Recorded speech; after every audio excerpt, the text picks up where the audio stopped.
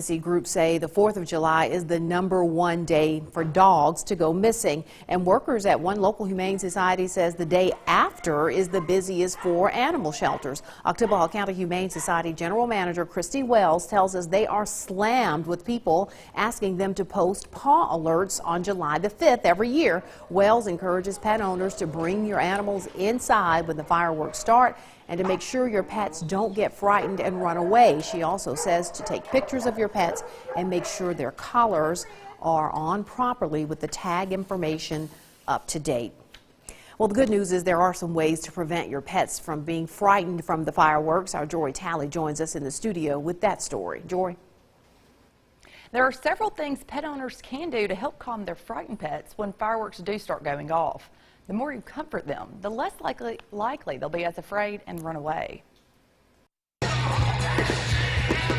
They're bright and bold in the sky, but loud and scary to our furry friends. Fireworks can also damage their ears just like they can for humans. You want to make sure that you get them away from that sound as much as you can.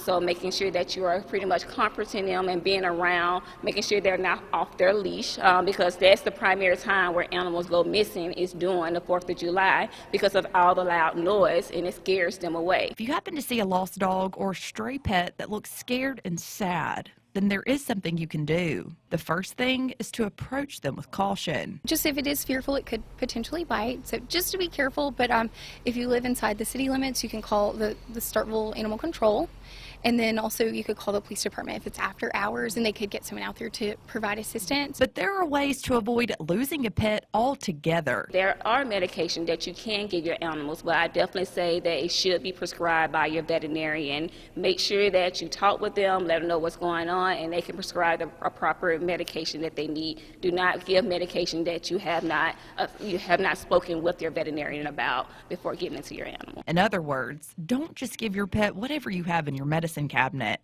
But if you don't have that vet-approved medicine, then there are other calming tools to try. You can get a blanket and wrap it around. We do have what we call like thunder shirts that you can buy your animals, which fits closely to their body and is supposed to just keep them calm. So you can try that as well. But if you don't have those things, you can try your best to just comfort them and keep their mind open as much as possible. Maybe give them treats, just doing something that they like to do in the house.